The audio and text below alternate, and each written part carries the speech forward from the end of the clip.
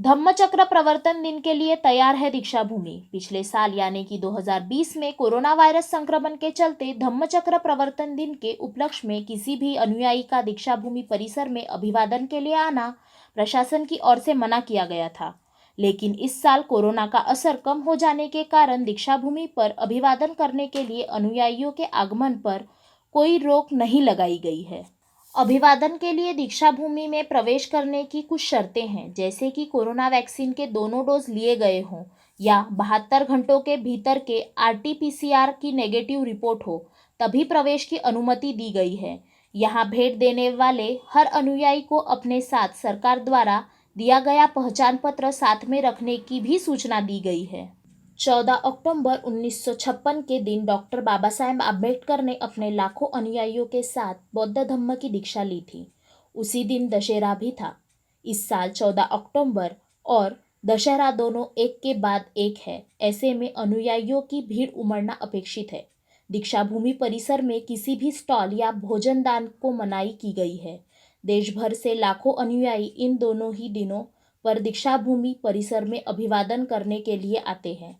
Corona की vaccine के दोनों डोज काफ़ी लोगों ने ले लिए होने के कारण अंदाज़ा लगाया जा रहा है कि इस साल बहुत सारे अनुयायी दीक्षा भूमि पर अभिवादन हेतु आएंगे। परम पूज्य डॉक्टर बाबा साहब अम्बेडकर ने 14 अक्टूबर 1956 को अपने लाखों अनुयायियों को बौद्ध धम्म की दीक्षा प्रदान की थी। उसी साल से आज तक दीक्षा भूमि पर मानवता के विचार और बाबा साहब के स्वाभिमान की ऊर्जा लेने के लिए देश से नहीं, विदेशों से, राज्यों से बाबा साहब के सारे अनुयायी इस पवित्र दीक्षा भूमि पे आते हैं।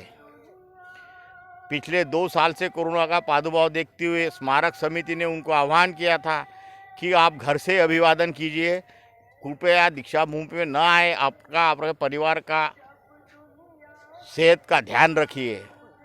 स्मारक समिति के आह्वान को समाज ने प्रतिसाद दिया और सारों ने भगवान बुद्ध और बाबा साहब अम्बेडकर को घर से अभिवादन किया। इसके लिए स्मारक समिति उनका तहे दिल से आभार व्यक्त करती है, उनके ऋणी है। उसी तरह अभी फ़िलहाल केंद्र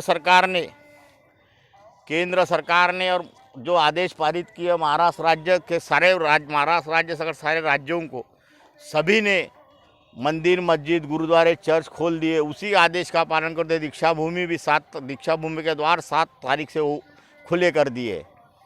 फिर भी हमने समाज को फिर से आह्वान किया है और फिर से हाथ जोड़ के विनती करते, अपने और अपने समाज का हित, सेहत ख्याल में रखते हुए, देश का हित ख्याल में रखते हुए कि बाबा साहब ने इस देश पे, बाबा साहब पे अनेक अन्याय अत्याचार हुए, उन्होंने पूरा विष पिया, फिर भी इस देश पे अमृत का छिड़काव किया।